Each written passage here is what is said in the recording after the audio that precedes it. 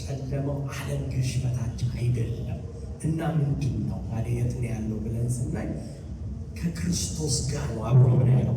ከነዚህ ከጨለማ ካለቆች ከስልጣን በላይ አብረን የተቀመጥነው ማለት ነው። ስለዚህ የስልጣን ቁመት ነው የሚያሳየው አይደል? የስልጣናችንን ርዝመትና ቁመት ነው። እና እኛ የተቀመጥነው ከመናፍስት ጋር አይደለም፣ ከጠንቋዮች ጋር አይደለም፣ ከደዌዎች ጋር አይደለም፣ ከአጋንንት ውጊያ ካሉ ሁሉ በላይ በክርስቶስ ቀኝ ነው ያለን። ስናቅ ነው ፖዚሽናችንን መዋጋት አይደለም እንችላል። ሰው አይቶ ያለውን መሳሪያ ካላወቀ መዋጋት አይችልም። ዓለም ላይ አሁን የሚፎካከሩት እኮ ያላቸውን ምን ስለሚያውቁ ነው? መሳሪያ ስለሚያውቁ ነው። ያላቸው መሳሪያ አቅም የሚያውቁ የማያውቁ ሰዎች ፉክክር ውስጥ አይገቡ። ስለዚህ ያለንን ፖዚሽን ማወቅ አለብን። ምክንያቱም ድል የሚጀምረው ሄዶ ከመዋጋት አይደለም፣ ያለንን አቅም ከማወቅ የሚጀምረው። ስለዚህ ሀቀኝ ከክርስቶስ ጋር መቀመጣችን እና የተቀናጀ ነው። ፍጹም የድል ዙፋን ላይ ቆመን፣ ስለዚህ ከድል ዙፋን ነው ውጊያ የምንጀምረው። ስለዚህ ዓለም ማሸነፍ ምን አንችልም። ያለንበት ስታንድ ነው ያ አያት እና ታዲያ ግን እንደዛ እየተዋጋለ ምንድን ህይወታችን ላይ ሽንፈት ያለው አለማወቅ ነው። ያለንን ስታንድ መጀመሪያ ማወቅ አለብን። ምክንያቱም አንዳንድ አጋንንት መናፍስታዊ አሰራር የሚሰሩት የመጀመሪያው ነገር ባይዘው ሰው ማወቅ በሚል ብርሃን ነው የሚያሸንፈው። እውቀቱ ከሌለው አጋንንት አክሰስ ያደርጋል። ያንን እውቀት የሌለበትን ስራ ሊያሸንፍ አይችልም ማለት ነው። የሚል የግሪክ ቃል ይጠቀማል። አዲስ ፍጥረት ማለት በጥራት አዲስ የሆነ ማለት ነው። አዲስ ነው በጥራቱ ማለት በአይነቱ አዲስ የሆነ ከዚህ ቀደም ጨርሶ ምን ያልነበረ አምሳያም ደግሞ የሌለው ኒው ብራንድ ኒው ኢን ኔቸር ነው። በኳሊቲው አዲስ ነው። ከጊዜ አንጻር አዲስ ስለሆነ አይደለም። ከጊዜ አንጻር የመጣ አዲስነት ተሻሽሎ የሚባል አይደለም፣ ኒው ነው። እንደዛ የሚል ቃል ነው የሚጠቀመው። ካይኖስ የሚል ሁለት አይነት ቃል ነው አብሮ የሚጠቀመው እና ሁለተኛው ቃል ደግሞ ኬቲሲስ የሚል ቃል አብሮ ይጠቀማል። ካይኖስ ኬቲሲስ የሚል ነው። አዲስ ፍጥረት የሚለውን ሀሳብ ሲገልጸው፣ ኬቲሲስ የሚለው ደግሞ ፍጥረት ነው፣ መፈጠር ወይም ደግሞ መደብ ነው፣ ክሬቸር ነው። ይህ ማለት እንግዲህ ጳውሎስ በቴዎሎጂካል ኤክሰጀሲስ ላይ የሚሰጠው ሀሳብ አዲስ ፍጥረት ሲል እግዚአብሔር በአሮጌው ማንነታችን ላይ ሜንቴናንስ አልሰራም። በቃ አሮጌውን ምን አደረገው? ቀብሮት ኒው ብራንድ ነው ያስነሳው። ሪኢኖቬት አደረገ አይደለም እያለን ያለው እና ምንድን ነው ያደረገው? ይልቁኑ ከመቼውም ጊዜ በላይ በአዲስ መለኮታዊ ንድፍ፣ አዲስ መለኮታዊ ስትራክቸር፣ አዲስ መለኮታዊ ዲዛይን አድርጎ ሌላ አዲስ ህልውና ነው የፈጠረው ማለት ነው። አዲስ ፍጥረት አዲስ ማለት ላይ አዲስ ሪኢኖቬት ተደረገ ማለት አይደል። ከዛ በኋላ ሌላ የሚጠቀመው አልፏል የሚል ቃል ይጠቀማል አይደል። አሮጌው ምን ብሏል? አልፏል። ማንም በክርስቶስ ቢሆን አዲስ ፍጥረት ነው፣ አሮጌው አልፏል ይላል። ይሄ አልፏል የሚለው ሀሳብ እንግዲህ የመጣው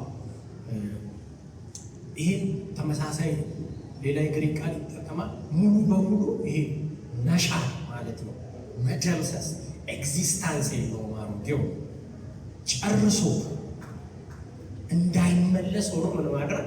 ማስወገድ ማለት ነው። ፓስ አዌይ ፓሪሽ ማድረግ፣ ቢካም ሙሉ አቮይድ ማድረግ ማለት ነው። አልፏል የሚለው ሀሳብ እንግዲህ ቃላቶቹን ከመበተን የመጣሁበት ሀሳብ ሙሉ ሀሳቡን ሳወራ በደንብ ገጣጥመን እንድንረዳ በማሰቡ ሰው እንግዲህ ይሄ ማለት በቴዎሎጂካል ኮንቴክስት ስናየው አልፏል የሚለውን ሀሳብ አሮጌ ማንነት፣ የዘር ግማል፣ የኃጢአት ፍርድ፣ የባርነት ዘመን እንደዚሁም ደግሞ በእኛ ላይ ያለው ህጋዊ ስልጣን በክርስቶስ መስቀል ሙሉ በሙሉ ምን ብሏል? ተደምስሷል። እነዚህ አሁን የጠራናቸው ነገሮች ሁሉ ሌጋል ግራውንድ ነበራቸው። ማን ላይ? አሮጌው ማንነታችን ላይ ሰው በክርስቶስ አምኖ ከክራይስት ጋር ዩኒየን እስከሚያደርግ ድረስ እነዚህ የጠራናቸው ነገሮች ሁሉ ሌጋል ግራውንድ አላቸው ሰው ላይ። በክርስቶስ የመስቀል ስራ ግን ሙሉ ለሙሉ ምን አድርገዋል? ተደምስሷል፣ አልፏል፣ ኤግዚስት አያደርግም። ክርስቶስ መስቀል ላይ ሲመጣ አሮጌው ሊሻገር ምን አይነት ይችላል። ነገሩን እዛ ጋር ጨርሶ ኢየሱስ ጌታ ነው። ሌላው ሶስተኛው በጣም ማብራራት ቃሉን እንድናይ የምፈልገው ጽድቅ የሚለው ጽድቅ እንግዲህ የዕብራይስጥም የግሪክም ቃል አለው። በሕግ ፊት ትክክለኛ መሆን ማለት ነው። ራይት ስታንዲንግ ኢን ኮርት ኦፍ ሎ ትክክለኛ ሆኖ መቆም ማለት ነው። የፍርድ ነፃነት ማግኘት ማለት ነው ጽድቅ። ወይም ደግሞ ያለ ፍርሃት ፊት ለፊት መቆም መቻል እና ይህ እንግዲህ በቴዎሎጂካል ኮንቴክስት ስናየው አምላካዊ ጽድቅ በአገልጋዩ ጥረት የሚመጣ አይደለም። ክርስቶስ የሰጠውን የልጅነት መብት እግዚአብሔር አገልጋዩን ሲያየው ምንም በደል እንዳልነበረበት አድርጎ እንዲመለከተው የሚያደርግ ሰማያዊ ልብስ ማለት ነው።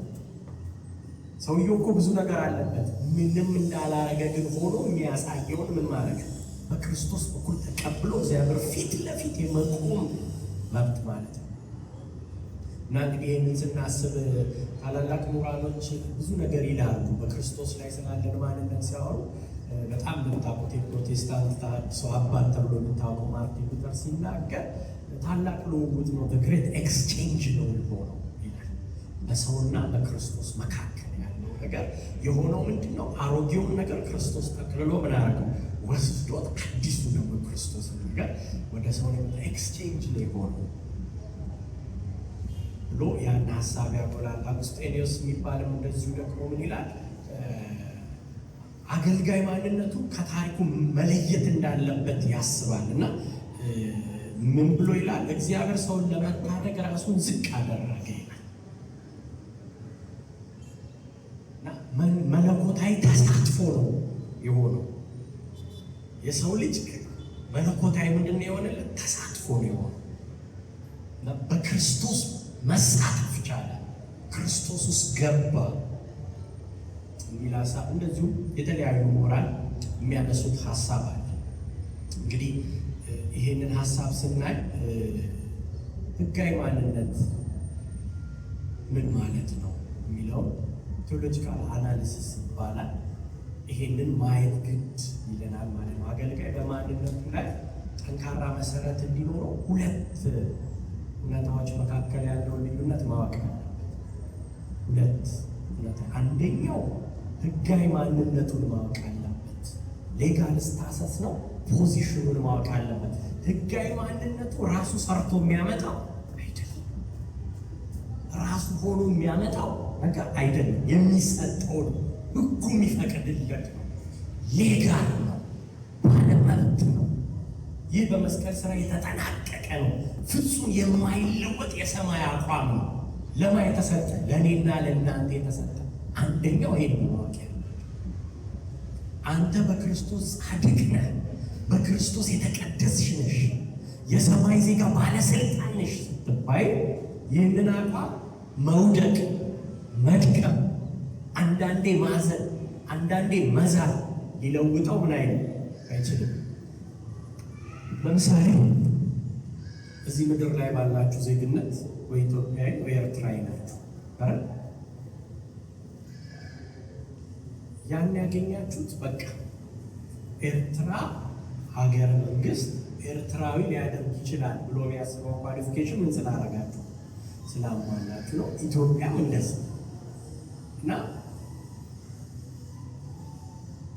ያንን ሙሉ መብት ስለደከማችሁ በጣም ብርቱ ስለሆናችሁ፣ በጣም ሀብታም ስለሆናችሁ፣ መሀይም ስለሆናችሁ፣ ድሃ ስለሆናችሁ ሊቀይረው የሚችል ነገር አገር ስለቀየራችሁ ሊቀይረው የሚችል ነገር አሁን ወደፊት ሌላ ሀገር ገብተን የሌላ ሀገር ፓስፖርት እንይዛለን። በእርግጥ ፓስፖርቱ ተቀየረ እንጂ ኢትዮጵያና ኤርትራዊነታችሁ ይቀየራል? ሌጋል ስታንድ ነው፣ ፖዚሽን ነው። ምናልባት ሌላ ፓስፖርት ስትቀይሩ እዛ ሀገር ያለውን ሌጋል ስታንድ ምንድን ነው የምታረጉት? አክሰስ ነው የምታረጉት። ስለዚህ አበሻነታችንን ሊቀይረው የሚችል ነገር አይኖርም። ስለዚህ ሰው በማንነቱ ማወቅ የሚገባው ከሁለቱ ነገር አንዱ ፖዚሽን ነው፣ ሌጋል ስታተሱ በክርስቶስ። ይሄ ጻድቅ የሚለው ሀሳብ ሌጋል ነው፣ ፖዚሽን ነው፣ የተሰጠ ነው። የእኛ መድከምና መበረታት ምንም ያደርገው አይደለም፣ ሊቀይረው የሚችል ጉዳይ አይደለም። በክርስቶስ ኢየሱስ የተሰጠን ይሄ ማንነት በሌላ አማርኛ ጻድቅ ጽድቅ ምናምን የሚባለው ነገር ነው። በተለይ በፊት በነበሩ አብያተ ክርስቲያናት ለመጽደቅ ብዙ መከራ ስለሚታይ ጻድቅ መሆን የሚቻል እስከማይመስለን አይምሯችን ላይ ተሰርቷል። ከቅድመ አያቶቻችን ጀምሮ የመጣ ነው። በጣም ተራራ መውጣት፣ ብዙ ነገር ማድረግ ይሄ ሌጋል ነው። ስለዚህ ወደዳችሁ ጠላችሁ በክርስቶስ ኢየሱስ ክርስቶስ ያመናችሁ ቀን ምን ሆናችኋል? ጻድቅ ሆናችኋል። በሌላ አማርኛ ነው እግዚአብሔር ፊት ለፊት የመቆም የልጅነት መብት አግኝታችኋል። ራይት ነው። እግዚአብሔር ፊት ነው የምትቆሙት። ከእግዚአብሔር ጋር ፊት ለፊት ህብረት የማድረግ ራይት ነው። ይሄ ሌላ ምንም ሊወስደው አይችልም። እስኪ አሜን በሉ። ሰይጣን ሊወስደው አይችልም። ድክመታችሁ ሊወስደው አይችልም። በህይወታችሁ የሚፈራረቀው መከራ ሊወስደው አይችልም። ኤቭሪ ነገር ምንም ይሄንን አሁን ሊነጥቃችሁ የሚችል ኃይል የለም። ለምን? ከእናንተ የተነሳ አይደለም የመጣው፣ ተሰጥቷችሁ። ስለዚህ ህጋዊ ማንነታችን ምንድን ነው? እስኪ ጻድቅ መሆን ነው በሉ። ጻድቅ ሌጋል ስታተሳችን። ሁለተኛው ማንነት ግን ኮንዲሽናል ስቴት ይባላል። ተግባራዊ ማንነታችን ይሄኛው ከሌጋል ስታተስ ከሌጋል ፖዚሽናችን ከህጋዊ ማንነታችን ይለያል። እንግዲህ ይህ ማለት ምንድን ነው? በዚህ ምድር ላይ የምንኖረው በእድገት ሂደት ውስጥ ነው። እንኳን መንፈሳዊ ህይወታችን ቁመታችን ሁሉ ምን እያደረገ ነው የሚሄደው? እያደገ ነው። አይምሯችን ምን እያለ ነው የሚሄደው? ከቀን ወደ ቀን እያደገ እየበሰል ማቹር እያደረግን አለ ምንሄደው ያን እያደረግን ነው የምንሄደው እና በዚህ ሂደት ውስጥ እያለ አንዳንዴ ልንደክም፣ ልንወድቅ፣ ልንነሳ እንችላለን። ነገር ግን ቁልፉ ነገር ምንድን ነው? ሰይጣን ተግባራዊ ድካማችንን ወይም ዛሬ የገጠመንን ድካም፣ ዛሬ የገጠመንን ኃጢአት፣ ዛሬ የገጠመንን ሐዘን ኮንዲሽኑን አይቶ በመጠቀም ህጋዊ ስልጣን እንደሌለን ሊያሳየን ግን ይፈልጋል። ሌጋል ፖዚሽናችንን እንዳጣን ሊያስረዳን ይፈልጋል። ሌጋል ፖዚሽናችንን ማጣት ግን አንችልም። ነገር ግን እውነተኛ ደቀ መዝሙር ምንድነው የሚያደርገው? ህይወቱ የሚስተካከለው ህጋዊ ማንነቱን በማወቅ በእርሱ ላይ በመቆም ብቻ። አያችሁ፣ ይሄ በጣም ብዙ አከራካሪ ርዕሶች ያነሳል። ፍርድ ቤት አንድን ወንጀለኛ ነው ብሎ ፈርዶ ወደ ምን ሊወረውረው ይችላል? ወደ እስር ቤት አይደል? አንድ አባት ግን ልጁ ሲያጠፋ ምን ሊያደርገው ይችላል? አጥፍተሃል ብሎ ቀጥቶ ልጅነቱን ይሰርዛል? ልጅ የመሆን ሌጋል ስታንዳርድ ያለው ኮንዲሽናል ስቴቱን ቤዝ አድርጎ ልጅነቱን ይሰርዛል? አይሰርዝም። ኮንዲሽናል ስቴቱ በወቅቱ ምን ማድረጉ ነው? በደል መስራቱ ነው፣ ማጥፋቱ ነው። ይሄ በጣም ከገባችሁ ከዚህ በኋላ ማወራው ነገር ሁሉ ነው የሚገባችሁ። ስለዚህ በገጠመን ነገር ሁሉ የተሰጠንን ሌጋል ስታንድ አጋንንት መጥቶ ሊከሰን የሚፈልገው በዛ። ኢየሱስ ጌታ ነው። ስለዚህ ለዚህ ነው በሰማያዊ ስፍራ እናረገን ይላል፣ አስቀመጠን ይላል አይደል? ዋናው እውነት እንግዲህ አሁን ይሄንን ካነሳ ወደ ዋናው ሀሳብ ስንገባ የሰውን አወቃቀር ማየት አለብን። ታዲያ ሰው ማን ነው? ሰው ሌጋል ስታንዳርድ ነው፣ ጻድቅ ነው፣ ማንም ሊወስድበት የማይችል ከራሱ ድካምና ልፋት ያልመጣ በክርስቶስ ፊት ለፊት የመቆም ድፍረት፣ የልጅነት ስልጣን መብት አለው። ኮንዲሽናል ስቴት ደግሞ ኮንዲሽናል ስቴቱ ደግሞ ሊደክም ይችላል፣ በኃጢአት ውስጥ ሊያልፍ ይችላል፣ በተለያየ ነገር ውስጥ ሊያልፍ ይችላል። ምክንያቱም ያ ኮንዲሽናል ስቴት ኃጢአት መውደቁ ብቻ አለ፣ ግሮዝ አለው፣ እያደገ የሚሄድ ማንነት አለ። በአንድ ቀን ተገንጥሎ እንደ ማጂክ መጠን የሚቀየር አይደለም። ቅድም እንዳልኳችሁ ነው። ይሄ የማ ቤት ነው? የእግዚአብሔር ቤት ነው። ድራማ የምንሰራበት፣ ጥንቆላ የምንሰራበት፣ ማጂክ መጠን የምናሳይበት አይደለም። አዳዲስ ነገር የምናፈልቅበት የፍልስፍና መድረክ አይደለም። አንድ ነው ያለው እውነት። እሱን እውነት ለዘላለም እየደገምነው እኛ እየተቀየር ምን ሄድበት እሱን እየመሰልን የምንጨምርበት ቤት ነው። እና የሰውን አወቃቀር ስናስብ ሰው ማለት አወቃቀር ነው ያልኩት። ሰው ከምንድን ነው የተሰራው? አይደል? ውቅር ማለት እሱ ነው አይደል? መኪና ከምን ተሰራ ብትሉ፣ አሁን ይሄ ነገር ከምን ተሰራ ብትሉ፣ አንደኛ ከእንጨት ብቻ ነው የተሰራው አይደል? ውስጡ እንግዲህ ሚስማር ሊኖር ይችላል አይደል? ማስቲሽ ሊኖር ይችላል፣ ቀለም ሊኖር ይችላል አይደል? ይሄ ያን የዛ ሙሉ ነገር ነው አይደል? ይሄን ነገር የሰራው ስም እንዲኖረው የሚያደርገው እሱ። አንዱ ቢጎድል ስሙን ላይመጥን ይችላል ማለት ነው። ትንሽ የምትሉት ነገር ይኖራል በውስጣችሁ ማለት ነው። ዘ ሴም ቲንግ ሰው አወቃቀሩ በሁለት ይከፈላል። ሰው በሁለት ይከፈላል እና የክርስቲያን ማንነቱ ይሄን መጀመሪያ ጻፉ። የክርስቲያን አይደንቲቲው ከዛ ወደ ሰው ልመጣለን። ሰው ብለን ክርስቲያን ስንል ደግሞ ይለያል። የክርስቲያን አይደንቲቲው የኔ ማንነት የተመሰረተው ብሎ አንድ ክርስቲያን የሚያምነው በአካላዊ ክፍሎቹ ላይ ሳይሆን መንፈሳዊ የሆነ ሰው አንተ ማንነህ ሲሉት ማንነቱ እኔ ማለት መንፈስ፣ ነፍስ፣ ስጋ ነኝ አይልም። ክርስቲያን ምና ክርስቲያን እኔ መንፈስ፣ ነፍስ፣ ስጋ ነኝ አይልም። እሱን የሚያወራው ሰው ነው። አወቃቀር የሚያወራው ክርስቲያን ያልሆነ ሰው ነው። እና ምንድን ነው ክርስቲያን ማለት ያለበት? በአወቃቀሩ ላይ ሳይሆን በክርስቶስ ውስጥ ነኝ በሚለው የአዲስ ኪዳን ፍጹም አቋም ላይ ክርስቲያን አይደንቲቲውን ማወቅ ያለበት። እደግመዋለሁ። በአካላዊ ክፍሎቼ ላይ ሳይሆን በክርስቶስ ውስጥ ነኝ በሚል የአዲስ ኪዳን ፍጹም አቋሜ ላይ ብቻ የክርስቲያን አይደንቲቲ የሚገለጠው፣ የክርስቲያን ማንነት የሚገለጠው። ታዲያ ሰው ማን ነው ስትሉ፣ ሰው እንግዲህ በሁለት መንገድ ሁለት ማንነት አለው ተብሎ ምሁራን ይናገራሉ። አንደኛው ትራይኮቶሚ ነው፣ አንደኛው ዳይኮቶሚ ብለው ያነሳሉ። ትራይኮቶሚ ማለት ሰው መንፈስ፣ ነፍስ እና ስጋ ያለው አንድ ሙሉ ፍጥረት ነው። ሆል ፐርሰን ነው። ሙሉ ምንድን ነው? ፍጥረት ነው። ከነዚህ አንዱ የጎደለ ቀን ሰው ሊሆን አይችልም።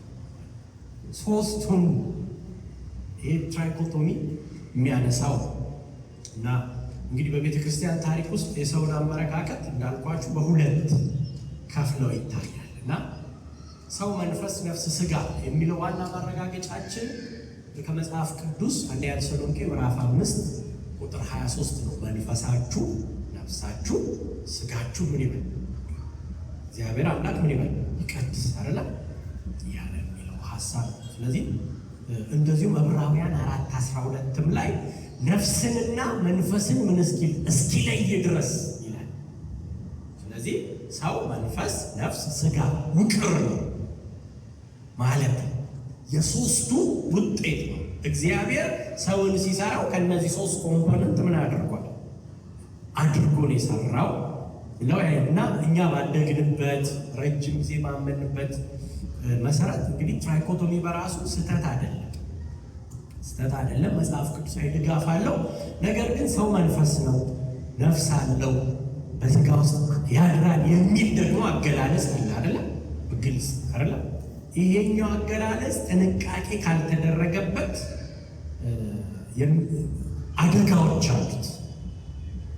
አደጋዎች አሉት፣ ከባባድ አደጋዎች አሉት። ከነዚህ ውስጥ ሶስቱን ላሳያችሁ። ምክንያቱም አደጋ ማወቅ ለአደጋ እንዳትጋለጡ ያደርጋችኋል ማለት ነው። አንደኛው ስጋን ማናናቅ፣ የንቀት ግኖስቲክ ዴንጀር የሚባለው ስጋ ጃኬት ነው፣ ስጋ ቱታ ነው፣ ጊዜያዊ መኖሪያ ነው፣ ድንኳን ነው ተደርጎ ከልክ በላይ ስለ ስጋ ሲቀል ሳናቀው በጥንት ዘመን ይሄ ትምህርት ሲጻፍ በተለይ ዮሐንስ ወንጌል ላይ ያሉ ትምህርቶች ሲጻፉ ጳውሎስም ባይዘው ይሄንን ሁለተኛ ቆሮንቶስ ምዕራፍ 5 አካባቢ ያለ ሐሳብ ሲጻፍ የፈለስፍና ትምህርቶችን መልስ ለመስጠት ነው የጻፈውና ኖስቲሲዝም የሚባል የስህተት ትምህርት ነበረ። የቀደሙ ሐዋርያት አባቶች ምን ያደረጉት የተቃወሙት። እነ ዮሐንስ ሊትራሊ አሁን የምናነበውን አንድ ዮሐንስ 2 ዮሐንስን ምን ያደረጉበት የጻፉበት ምክንያት የኖስቲሲዝም ትምህርትን ለመቃወም እና ይሄ ኖስቲሲዝም ትምህርት ምንድነው የሚለው? መንፈስ ንጹህ ነው፣ ስጋ ግን ክፉና የማይጠቅም ቆሻሻ ነው የሚል አስተምሮ ነበራቸው። እንዲያው በጣም ጠበቅ ሲል ሰው ከስጋው ሲለይ ነፃነቱን አወጀ። ስጋ መልካም አይደለም፣ ቆሻሻ ነው፣ ክፉ ነው፣ ኢቭል ነው ባይ ኔቸር ነው ያስቀምጣል። ስለዚህ ሰው መንፈስ ነው ካልን ስጋ ቱታ ጃኬት ነው ካልን ወደዚህ ትምህርት የመሳብ አደጋ። ይሄ እንግዲህ በታሪክ ያለ በመጽሐፍ ቅዱስ ውስጥ የሚገኝ እውነት ነው ብነግራችሁ። እኔ የምደግፈው እኔ ማልደግፈው ሳይሆን እውነቱ እና መጽሐፍ ቅዱስ እግዚአብሔር ሰውን በስጋ ጭምር ሲፈጥረው እጅግ ምንድነው ብሏል? መልካም፣ እጅግ መልካም። የዳነው ስጋችን የመንፈስ ቅዱስ ማደሪያም ነው፣ ቤተ መቅደስ ነው አይደል? መጽሐፍ ሲናገር አንደኛ ቆሮንቶስ ምዕራፍ 6:19 ላይ ይሄ ስጋችሁ የምን ማደሪያ ነው ይላል? የመንፈስ ቅዱስ ማደሪያ። ከሁሉ በላይ ደግሞ ሁለተኛ ይሄ ስጋችን የከበረ ተስፋ ነው። ታውቃላችሁ? የከበረ ተስፋ ነው። በዘመናት መጨረሻ የምናገኘው ተስፋ መንፈስ ብቻ የመሆን አይደለም። መንፈስ ብቻ አልሆንም በዘመን መጨረሻ እንኳን ማለት እና ምንድነው የምንሆነው ብላችሁ ብትጠይቁኝ የስጋ ትንሣኤ አለ። ለዚህ ነው አይደል ሲናገር መጽሐፍ ይሄ ይበሰብሳል ይላል፣ ግን ምን እንለብሳለን? የማይበሰብስ አካል አለ። ይሄ ትንቢት አለው፣ ተስፋ አለው፣ ይጠብቃል። ምን ለመሆን? የማይበሰብሰውን ለመተካት። ይሄኛው ባይኖር ይተካል አይባል ማለት። ስለዚህ እንደዚህ አይነት ትምህርቶች ኢየሱስ የተነሳው በከበረ ስጋ ምሳሌ አለን አይደለም፣ ምናብ አይደለም። ኢየሱስ ከሞት ሲነሳ በምንድን የተነሳው? በከበረው ስጋ። ያንን ስጋ ምን እንላለን? እኛ ምን እንለብሳለን? የመጨረሻ ተስፋ ነው። ስለዚህ ስጋን ዝቅ ማድረግ መጽሐፍ ቅዱሳዊ አይደለም። እግዚአብሔር ከምድር አፈር በእጁ አበጀው ተብሎ የተጻፈለትን ቃል ዝቅ ማድረግ ልክ አይደለም። ሁለተኛው የኃጢአት ተጠያቂነትን ያቃልላል። ባይዘው ሰው መንፈስ ነው ነፍስ አለ በስጋ ውስጥ የሚለው ሐሳብ። ይህ አባባል ብዙ ጊዜ በተዛባ መንገድ ነው በተማሪዎች መካከል የሚተረጎሙ። እኔ እኮ መንፈስ ነኝ፣ ንጹህ ነኝ፣ ኃጢአት የሰራው ደግሞ የሰረቀው ስጋዬ ነው፣ ቤቱ ነው፣ ቱታው ነው፣ ጃኬቱ ነው እንጂ እኔ አይደለሁም የሚል የተሳሳተ አይነት አመለካከት እንዲይዙ ያደርጋል። ሰው መጽሐፍ ቅዱስ ሰውን እንደ ሙሉ ስብዕና ሆል ፐርሰን ብሎ የሚያየው መንፈስ፣ ነፍስ፣ ስጋ ሶስቱንም ሆል ፐርሰን እግዚአብሔር ሶስቱም ላይ ኢንቨስት አድርጓል። እግዚአብሔር ሶስቱም ላይ በሙሉ አቅሙ ምን አድርጓል? ያለው ሰጥቷል። ሆል ፐርሰን።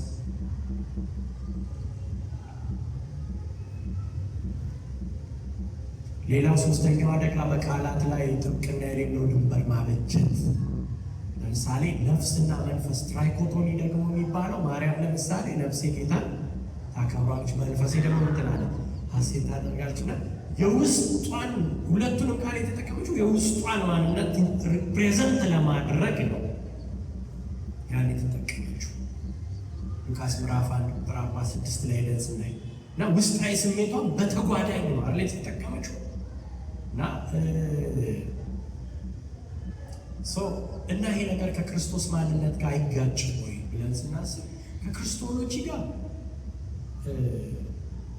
አይጋጭም። ነገር ግን የትኩረት ስህተት ሊያመጣብን ግን ይችላል።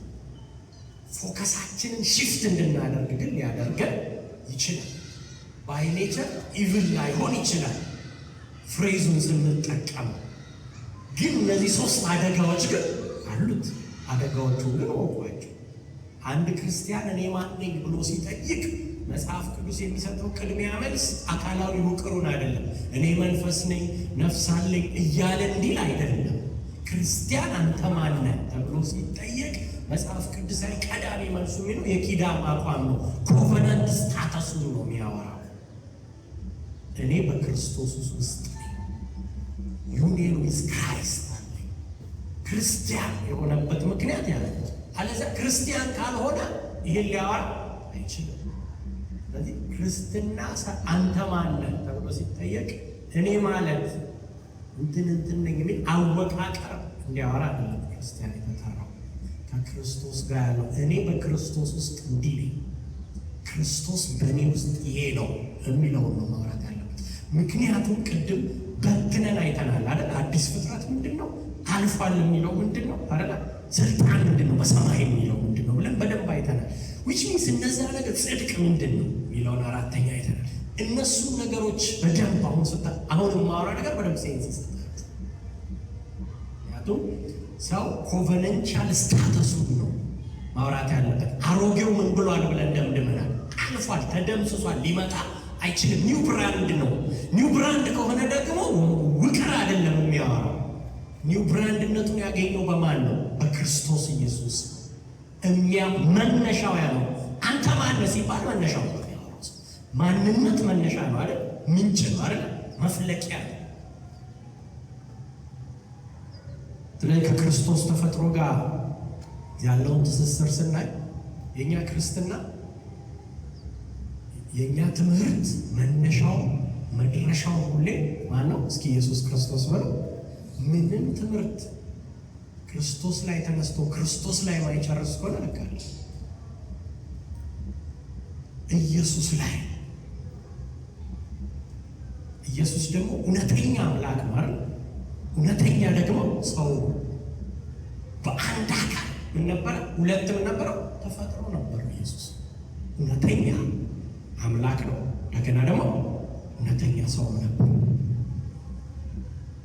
ሁለቱንም እስኪ አሜን በሉ።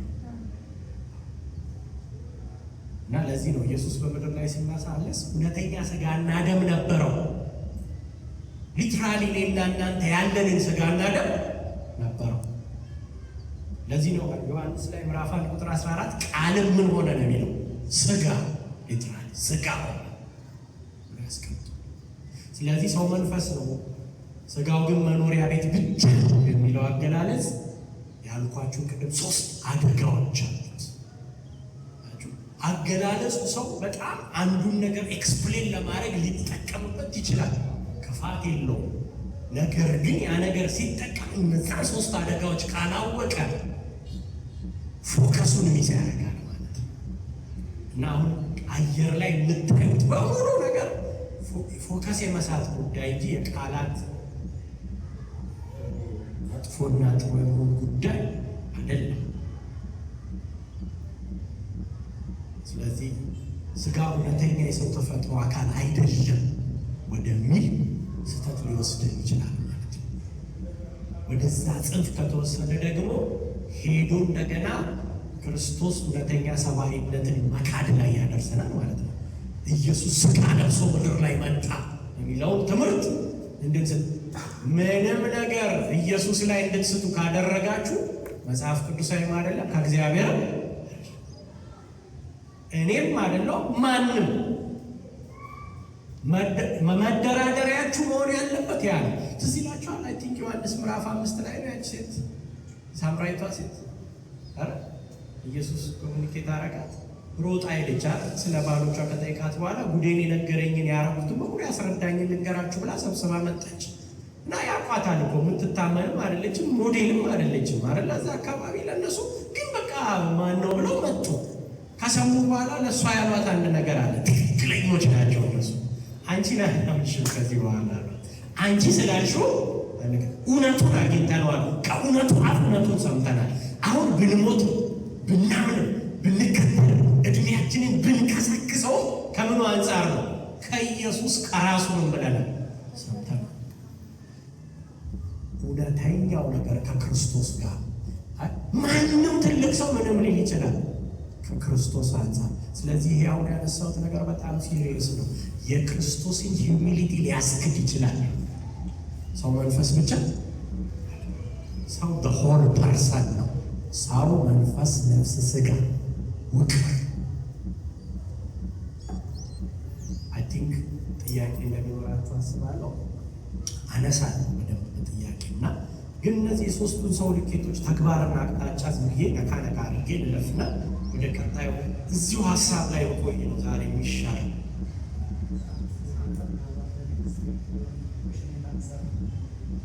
እሺ እቺ ሀሳብ ብቻ ልበልና ሌላውን ድረስ አለቃ። እንግዲህ አዶፕሽን አለ በደንብ እነሱን ሀሳቦች ሌላ ጊዜ እናነሳለን ማለት ነው።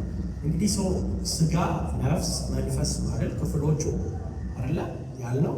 ሰው ምንድን ነው የሚሰሩት? አቅጣጫቸው፣ መገለጫቸው ምንድን ነው? መጽሐፍ ቅዱሳዊ እውነት ውስጥ ምንድን ነው? እና ስጋ ብለን ስናስብ አካላዊ ነው አይደል? ህይወታችን፣ አካላዊ ህይወታችን። ስለ ስጋ ስናነሳ የምንሰማበት የምናይበት አይደለ? ጤንነታችንን የምንጠብቅበት ረፍት የምናረግበት ስጋችን ማለት ቦዲያችን ነው። ይሄ ክፉ አይደለም። እንዳውም መጽሐፍ ቅዱስ በአንደኛ ቆሮንቶስ ምዕራፍ 6 ቁጥር 19 ሲናገር የምን ማደሪያ ነው ይላል? የመንፈስ ቅዱስ ማደሪያ ነው ይላል። እሱ ብቻ አይደለም ባይተው የትንሣኤ ደግሞ የተስፋ የአካል ተስፋ ነው። የትንሣኤው ደግሞ የአካል ተስፋ ነው። የሚበሰብሰው የማይበሰብሰውን ምን ይላል? ይለብሳል ተብሎ የተስፋ ቃል ሁሉ አለው። ባይተው አንዱ ኢየሱስ ይመጣል ብለን ስንጠብቅ የምንጠብቀው አንዱ የሚሆነው ምንድን ነው? በሕይወታችን ይሄኛው አካል ወድቆ የማይበሰብስ እንለብሳለን። ሁለተኛው ነፍስ ሶል ብለን ይሄ የስነ ልቦና የማስተዋል የስሜት ዓለማችንን ኮንቴን የሚያደርግ ነው አይደል? ስሜታችንን፣ እውቀታችንን፣ ፈቃዳችንን ኮንቴን የሚያደርግ ነው። እኔ በመጽሐፍ ቅዱሳዊ እንትኑ እንግዲህ በየቀኑ የምንኖርበት ነው አይደለም? የመድረካ የአስተሳሰባችንን የምንቃኝበት። ለዚህ ነው አይደለ? ዕለት ዕለት በአይምሯችሁ መታደስ ምን በሉ የሚለው ቃል ያለው ተለወጡ። መቼ? ዕለት ዕለት። ሶስተኛው መንፈስ ነው። መንፈስ እንግዲህ ሰው ከእግዚአብሔር ጋር የሚገናኝበት ውስጣዊ አቅም ነው አይደል? ችሎታ ነው። ከማን ጋር? ከእግዚአብሔር ጋር ኮሚኒኬት የሚያደርግበት። ምን ማለት እንደሆነ ይህንን ልጨምርላችሁ እዚህ ጋር። ለምሳሌ አሁን ዛሬ ብድግ ብላችሁ ከአንድ ኡጋንዳዊ ጋር መግባባት ትችላላችሁ በኡጋንዳ ቋንቋ። የኡጋንዳ ቋንቋ ካላችሁስ ከአንድ ኡጋንዳዊ ጋር የመግባባት ምን አላችሁ? ችሎታ አላችሁ ማለት ነው። ከአንድ ቻይናዊ ጋር ብድግ ብላችሁ ኮሚኒኬሽን ማድረግ ትችላላችሁ። እዚህ መተን አብዛኛው እየተግባባን ያለ ነው እንግሊዝኛ ስለምንችል ማለት። ስለዚህ እንግሊዝኛ የሚባል የመግባቢያ ምን አለ? ችሎታ አለ። ሰው ከእግዚአብሔር ጋር ኮሚኒኬት ለማድረግ በቦዲው ማድረግ አይችልም። በሶሉ ማድረግ በስሜቱ አይችልም። ኮሚኒኬሽን የሚያደርገው በምኑ ነው? በመንፈሱ። ሰው ግን በመንፈሱ ኮሚኒኬት ሲያደርግ ነፍስና ስጋው አብሮ ምን ያደርጋል? ሙሉ ነገሩ ነው። ለምን መሰላችሁ? ለምሳሌ እናንተ ኡጋንድኛ ቻላችሁ። ሰው ከኡጋንዳ ሰው ጋር ስታወሩ ኡጋንዳ ቋንቋ ብቻ ነው ኮሚኒኬት የሚያደርገው ከእናንተ ያላችሁ እውቀት አይደለ? ያላችሁ ባህል፣ ያላችሁ ማንነት አይደል? ያላችሁ አበሻዊ ቦዲነታችሁ ጭምር ነው አይደል? ሁሉም ነው። አይ ለብቻ ቋንቋው ነው ይባላል። ስለዚህ ሰው በመንፈሱ በኩል እግዚአብሔርን ኮሚኒኬት ስላደረገ ሰው መንፈስ ነው የሚል ዲፊኒሽን ልንሰጠው አንችልም። ሰው መንፈስ፣ ነፍስ፣ ስጋ ደሆል ውቅር። ሰው በመንፈሱ ከእግዚአብሔር ጋር ኮሚኒኬት ሲያደርግ ሀሳቡ አብሮ ነፍሱ ይፈሳል። ቦዲውም አብሮ ይመረከካል። ደሆል። ለዚህ ነው እግዚአብሔር አምላክህን በፍጹም ነፍስ፣ በፍጹም ሀሳብ፣ በፍጹም ልብ መንበር ባለ ነገር ሁሉ። ስለዚህ ውስጣዊ ህይወታችን በቀጥታ ወደ እግዚአብሔር የሚመለከትበት አቅጣጫ ጋድ ዋርድ ኦሪንቴሽን ያለው ስፒሪታችን ያ። ስለዚህ ምናልባት ከዚህ በላይ ከሄድን ነገሩ ልንል ስለምችል ጥያቄ ግን ብታነሱ ጥያቄ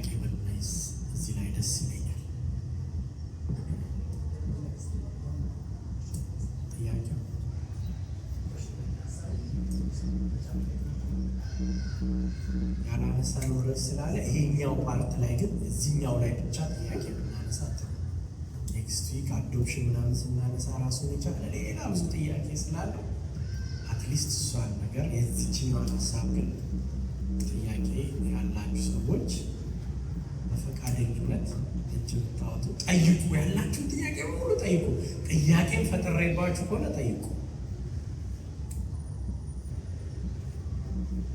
ጥያቄ ከሌለ በጣም ገብቷችኋል ማለት ነው። እኔ ልክ ልታረጉ ነው ማለት ነው።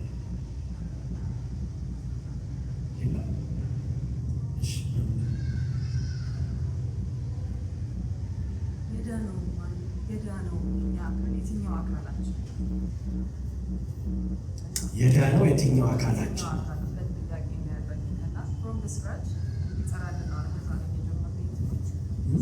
ድምፅሽ ይሰማል ትንሽ? ይህ ትምህርት የጀመረው እንግዲህ ፍሮም ዘ ስክራች እንዲጠራለን ነው እና የዳነው ማንነታችን የትኛው አካላችን ነው? ነፍሳችን፣ መንፈሳችን፣ ስጋችን ነው። የትኛው አካል ነው የዳነው አካላችን? እና ደግሞ ሰው ዳግመኛ ተወልዷል ይላል እና ከእግዚአብሔር የተወለዱ ደግሞ ኃጢአትን አይሰሩም ይላል። ስለዚህ ኃጢአት የሚሰራው አካላችን የትኛው ነው? ወደ እግዚአብሔር ስንቀርብ የትኛውን አካላችን ነው ለይተን የምናቀርበው? እኔ ግልጽ የማይሆንልኝ አንዳንድ ጊዜ ያው አንተ ባቀረብከው እኛም በምናውቀው ሰው መንፈስ ነው በሚለው ነገር ላይ ስጋችንን ሁለንተናችንን ይዘን ነው እንድንቀድስና እንድንቀርብ የሚፈልገው እና የትኛው ነው በቃ ጥያቄ የሚሆንብን ሁላችንም፣ የትኛው ማንነታችን ነው እግዚአብሔር ፊት ይዘን የምንቀርበው? የዳነውስ አካላችን የትኛው ነው?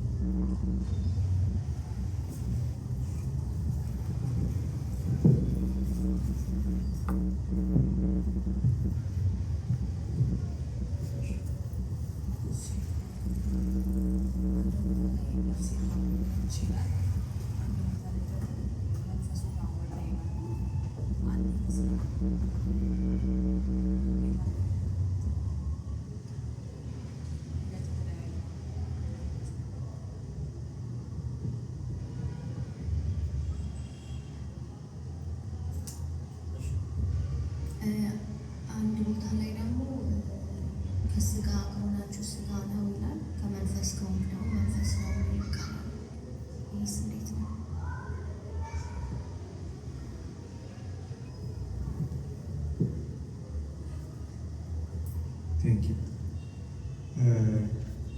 ዳይቶኮሚና ትራይቶኮሚ የሚለውን ሀሳብ አስተምራለሁ።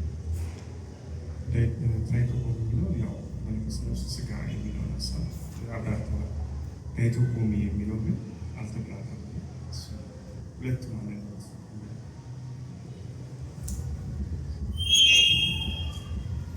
እንግዲህ ልናድር ነው ማለት ነው። እውነት ለማውራት ሁሉንም ጥያቄ ዛሬ አልመልስም። ኔክስት ዊክ ግን እመልሳለሁ በደንብ ተዘጋጅቼ። ነገር ግን እውነት ነው ከመቻኮል አንጻር አንዳንድ ፍቺዎችን እያየን ስንመጣ ትራይኮቶሚ አላብራራንም። መጨረሻው ስንነሳ ትራይኮቶሚ ማለት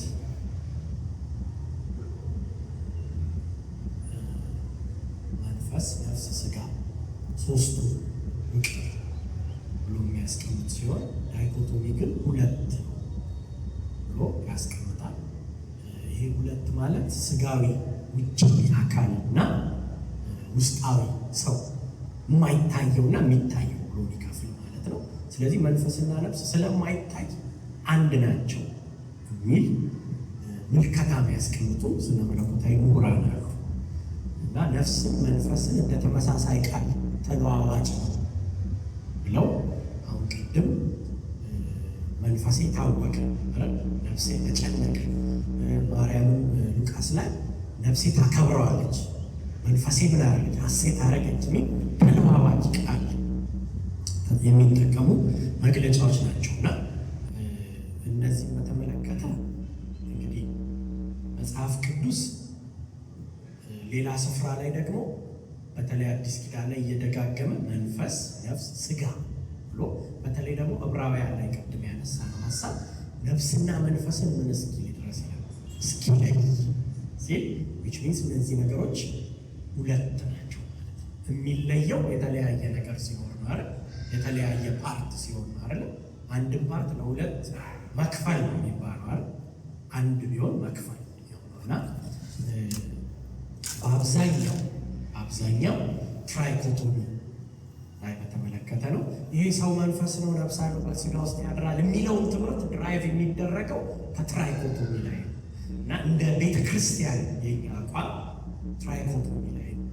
ሰው መንፈስ፣ ነፍስ፣ ሥጋ ሆል ነው ብላ ምታ እንግዲህ የአንዳንዶቻችሁን ጥያቄ በደንብ ተዘጋጅተን በሚቀጥለው ሳምንት እንመልሳለን። ግን የተወሰነ ነገር ግን ልስጥ። ሰው ዳግም ሲወለድ አዲስ ፍጥረት ከሆነ ለምን አሁን ኃጢአት ይሰራል? የትኛው ክፍል ነው ዳግም የተወለደው የሚል አይደለ? ምናችን ነው ዳግም የተወለደው? የዳነው ምናችን ነው የሚል አንድ ጥያቄ ተነስቷል። እና ከዛስ በኋላ ደግሞ ኃጢአት ስንሰራ የትኛው ነው ኃጢአት የሚሰራው? የትኛው ነው ድኖ የቀረው? በጣም ኮንፊውዥን ይፈጥራል። ይሄን ሀሳብ ብቻ የተወሰነ ማብራሪያ ልስጥና ለዛሬ እዚህ ላይ እናብቃ። የሚቀጥለው ሳምንት ግን ጥያቄዎችን ከመመለስ እጀምራለሁ ማለት ነው። እንግዲህ እንደ አንድ አማኝ የሐዋርያው ጳውሎስ ሁለተኛ ቆሮንቶስ ምዕራፍ 5 ቁጥር 17ን መግቢያ አድርገን የተነሳ ነው። ማንም በክርስቶስ ቢሆን አዲስ ፍጥረት ነው፣ አሮጌው ነገር አልፏል፣ እነሆ ሁሉ አዲስ ሆኗል የሚለው አዋጅ ነው አይደለም? እንደ ትልቅ አዋጅ የሚታይ በተለይ በክርስቶስ ኢየሱስ ላመነ ማንኛውም ሰው መግቢያ በር አይነት የሆነ ቃል እና ነገር ግን ወደ ተለት ሕይወት ሲመጣ ስሜቱ ሲዋዥቅ ሰው ንዴት ሲለው ወይ ደግሞ ያረጀ ልማት ድንገት ሲፈታተነው የድሮ የነበረ ነገር አቅቶ ተመልሶ ሲነቀር እዛ ውስጥ ገባችሁ? አሁን ችግሩ እንትን ኮርነር ይዛችሁ አትስሙኝ፣ ለማስረዳት ራሱ ይከብዳል። ኃጢአት ስንል ሄዶ ዝሙት ምናምን ብቻ ገባችሁ አይደል? የሆነ ሄዶ አልጋ ላይ መውደቅ ብቻ እሱ ብቻ አይደለም። አሮጌ ብሎ ያስቀምጠው ነገር እሱ ብቻ አይደለም። አሮጌ ደርድሩ ተቀበረ ብለን ያለው በሙሉ ያ ማንነት አሮጌ ብሎ የደፈነው ቅድም ምናልባት ሌት ስለሆናችሁ እንጂ በደንብ ዲፋይን አድርገናቸው እና አንድ አውቱን ሶፍት ኮፒ ሼር ስለማድረጋችሁ ደግሞ ሞር እሱን እዛ ላይ እንትን እናደርጋለን። ስለዚህ ያኔ በነፍሱ ውስጥ ታላቅ ስብራት ይፈጠራል። አዲስ ፍጥረት ነው ተብሎ ጸድቀሃል ተብሎ እነዚህ ነገሮች ዙሪያው ሲመጡ እኔ እውነት ድኛለሁ ይላል። መልሶ በኃጢአት ውስጥ ሲገባ፣ የድሮ ልማድ ውስጥ ሲገባ፣ የድሮ ነገር ውስጥ ሲገባና ዳግም የተወለደ ሰው እንደዚህ ያደርጋል እንዴ? ለምንድን ነው ታዲያ እንዲያረጉት? አልዳንኩም ማለት ነው የሚል የማንነት ጥያቄ ወደ ራሱ ያመጣል። አልዳንክም ይላል አጋንንትም። ቅድም ብያቸዋለሁ አይደል? የሰይጣን ትልቁ ነገሩ ምንድን ነው? እንዳታገለግሉ አይደለም፣ ክርስቲያን እንዳትሆኑ አይደለም፣ እንዳትዘምሩ አይደለም። ማንነታችሁ ላይ ምን ይዘራል? ጥርጣሬ ይዘራል። እናንተ ማናችሁ ስትባሉ በክርስቶስ ያላችሁ ማንነት ላይ ኩዌሽን ብታደርጉ የክስ ድምፅ በውስጣችሁ ያስተጋባል። እንግዲህ የግራ መጋባት የሚመጣው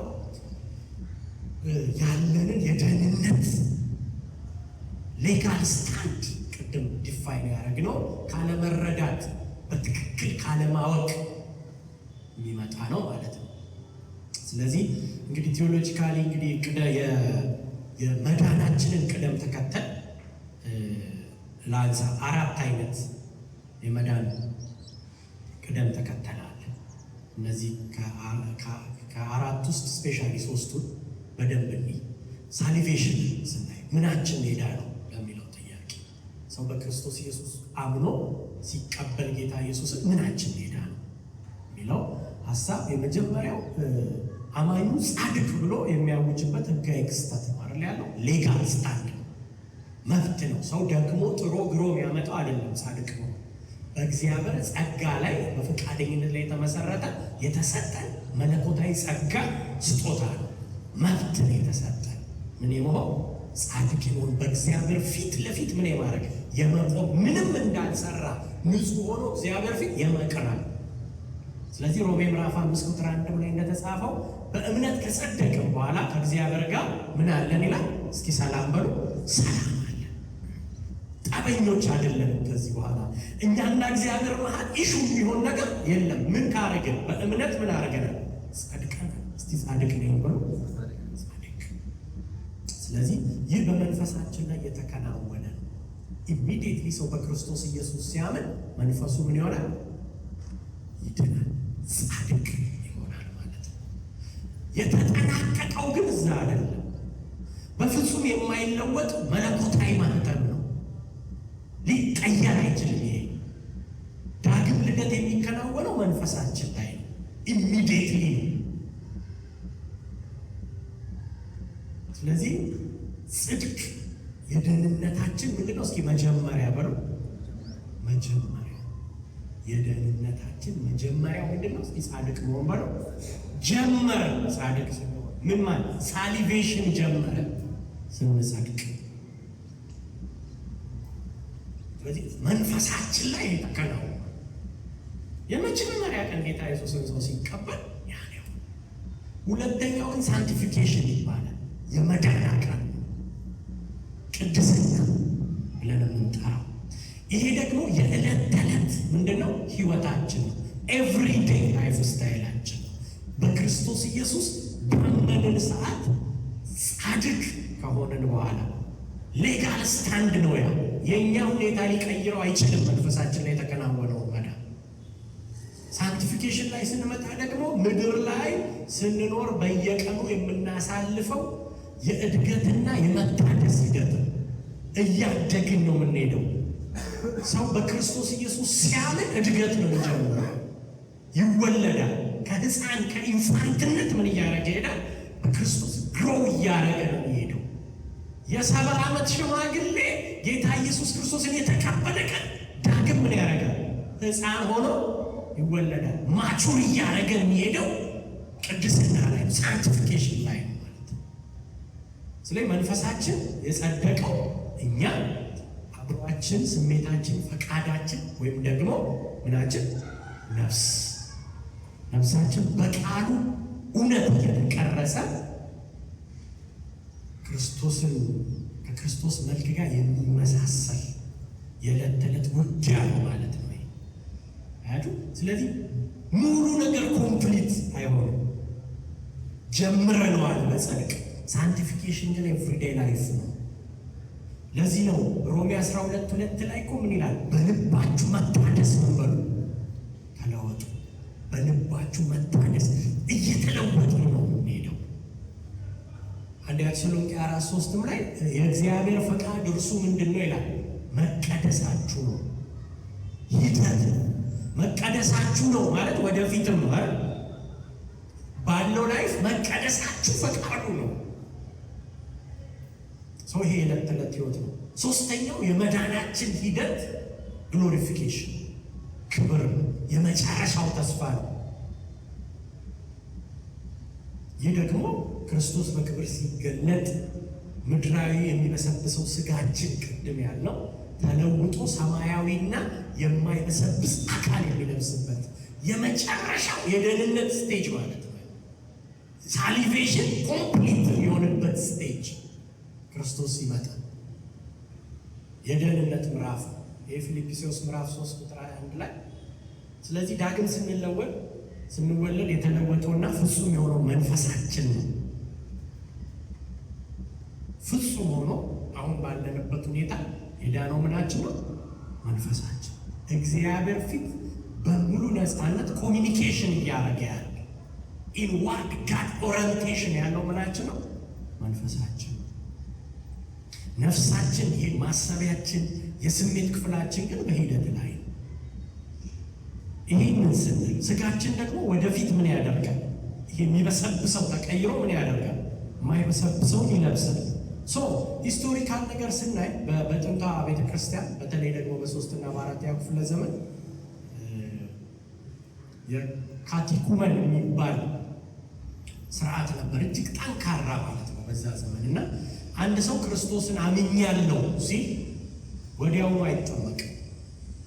እና ምን ነበር ያለው የነበረው በቤተ ክርስቲያን ውስጥ ከሚያማኙ ከተለያየ ዓለም ልምምድ ከጣዖት አምልኮ አስተሳሰብ ከቆሻሻ ነው በሙሉ ነፃ እስኪወጣ ድረስ በቃሉ በደንብ አድርገው ከ1 ዓመት እስከ 3 ዓመት ያስተምሩታል። እሽት አድርገው ነፃ መውጣት አለብን ቀብለው ማለት ነው። እና የትግል ጊዜ ይሰጠው ከዛ በኋላ ነበር የሚያጠምቁት። እና ይህ ታሪክ ምንድን ነው የሚያሳየው? እንግዲህ በዛ ዘመን በነበራቸው መረዳት ነው ጥንታውያን አባቶች ያለን ያረው ወዲያው የመዳን ይሄ የአይምሮ ልምድና ፍጽምና አይመጣም ብለው ስለሚያምኑ አምኛለሁ ብሎ በተቀበለ ዘመን። ስለዚህ መንፈስ መወለዱን ተከትሎ አንድ ዲሳይፕልሺፕ የእድሜ ልክ የመቀደስ ጉዞ ያስፈልጋል ብሎ በጽኑ ያምናል ደቅ መዝሙር። እና ይሄ ምሳሌ አይ ቲንክ ከእስራኤልና ከግብፅ እስራኤል ከግብፅ ታሪክ ጋር ከመውጣት ጋር ያመሳስሉታል። ብዙ መለኮታዊ ስነ መለኮት ምሁሮች ምንድን ነው እስራኤላውያን በፋሲካው በግ ደም አማካኝነት በአንድ ሌሊት ነው አይደል ከግብፅ ምን የወጡት ባርነት ነፃ ያወጡት አይደል በአንድ ሌሊት ነው። ለ430 ዓመት የከረሙበትን ባርነት በአንድ ሌሊት ነው ያወጡት እና ነፃ ወጡ አይደል ነፃ ወጡ አይደል ከምን ወጡ ከፈርዖን አገዛዝ ነፃ ወጡ ወጡ እንደ ሮቶ ባንሱ ቁጭ ብሎ ደበሩ ይል ነው በአንድ ሌሊት ነው የወጡት እና ከፈርዖን አገዛዝ ነፃ ወጥተዋል። ከፈርዖን ያስተሳሰብ ስርዓት ግን ነፃ ለመውጣት 40 ዓመት ፈጅቶባቸው በአንድ ቀን እንትን እንቅድም እንዳልኳችሁ ነው። ይሄ ቤት በአንዴ ፎርማት ኮምፒውተር ላይ እንደምናደርገው ገባችኋል? ማጂክ በተን አዳዲስ ፍልስፍና የምናመጣበት ምናምን አይደለም። እና በውስጣቸው ያለውን የግብፅ ባርነት አንፈልግም እንዳውም ይሻለናል ዱባና ሽንኩርት ምናምን ይላሉ አይደል? የሆነ ሰዓት አልወጡም። መሀል ላይ መና እየበሉ ውስጣቸው ዱባና ሽንኩርት አልወጣም። ወደ ኋላ ይመለሳል። እና በ40 ቀን ሊገቡ የሚችሉበትን መንገድ እግዚአብሔር 40 ዓመት የወሰዳቸው ያንን ነገር ከውስጣቸው እስኪያወጣ ነው የሚል አንድምታ ይይዛሉና በተለይ አስተሳሰባቸው አጉረምራሚነታቸው የጣዖት ፍቅር አስወግደው የከነዓን ነፃ ሕዝብ ለመሆን 40 ዓመት ነው የፈጀባቸው። ይህ ደግሞ የቅድስናቸው የመታደሳችን ምሳሌ ነው የሚሆኑና ግብፅ ከእነርሱ ወጥታለች እንጂ እነርሱ ከምን አልወጡም ነበር? ከግብፅ አልወጡም ነበር። ስለዚህ የእኛም ሕይወት እንዲሁ ነው። ከዓለም ወጥተናል። ዓለም ግን ከነፍሳችን ውስጥ በየዕለቱ ምን ማድረግ አለበት? አሮጌው ማንነት ከነፍሳችን ውስጥ በእግዚአብሔር ቃል ምን ማድረግ አለበት? መታደስ መቀየር አለበት። በእርግጥ ይህን ጥያቄ ወደ ራሳችሁ ብመልሰው ምናልባት የዛሬ 10 ዓመት ጌታ ነው የምታውቁ ሰዎች የዛሬ 10 ዓመት የነበራችሁ ማንነት ከ10 ዓመት በኋላ ያለ ወይ? እንደ መጽሐፍ ቅዱስ አንዳንድ ማንነት ስትመዝኑ ተሰባብሮ አላለቀም። አልታደሳችሁም ወይ? አላደጋችሁም ወይ? ሳንቲፊኬሽናችሁ የመዳናችሁ ውጤት ነው። ከመንፈሳችሁ እየፈሰሰ አቅም ሆኗችሁ ያንን እየታገላችሁ እያራገፋችሁ ነው። ድሮ በቀላሉ እምቢ ማለት የማትችሉትን ነገር አሁን እምቢ የማለት አቅም አላደጋችሁም ወይ? ፕሮሰስ ሰዓት ስለሄደ ላሳጥረው ይሄን ሀሳብ። ምክንያቱም እዚህ ጋር ጠንከር ያለ ነገር ደግሞ መጨመር አለ እና 2 ቆሮንቶስ ምዕራፍ 5ን ስታዩት ምክንያቱም ብዙዎቻችሁ ይሄ ጥያቄ ሊኖራችሁ እንደሚችል ስለማስብ ኮንቴክስቱን ማየት ያስፈልጋል። ሲጀመር ምን ያወራል? ስለ ድንኳን ያወራል አይደለ? ስለ ቱታ ጊዜያዊ ነው ምናምን ብሎ እንደገና ያወራና ብዙ ሰዎች ሰው መንፈስ ነው ነፍስ አለው በስጋ ውስጥ ያድራል ለሚለው ትምህርት ኮት የሚያደርጉት ይሄን ቃል እና ምንድነው ስጋ ቱታ ነው ጊዜያዊ ነው ምናምን እንደዚህ አይነት ነገሮችን ኮት ያደርጋሉ። ግን ይሄኛው ሀሳብ በጳውሎስ ሲጽፈው የጻፈበት ዋነኛ ምክንያት በቆሮንቶስ ቤተክርስቲያን የነበረ የግሪክ ፍልስፍናን ለመመከት በዛ ዘመን የተነሳ ፍልስፍና ነበር። ምን የሚል ፍልስፍና ነበር መሰላችሁ? ስጋ ክፉ ነው፣ እስር ቤት ነው ስጋ ማለት፣ ነፍስ ግን መልካም ናት። ስለዚህ ሰው ሲሞት ነፍሱ ከስጋው እስር ቤት ነው ነፃ የሚወጣው የሚል አስተምሮ ተነስቶ ነበር በቆሮንቶስ ቤተክርስቲያን። ስለዚህ ያንን ለመመከት ምዕራፍ 5ን መደዳውን የጻፈው በዛ መሰረት ነው። ምዕራፍ 5ን ሙሉውን ያብራራው በዛ መሰረት ነው።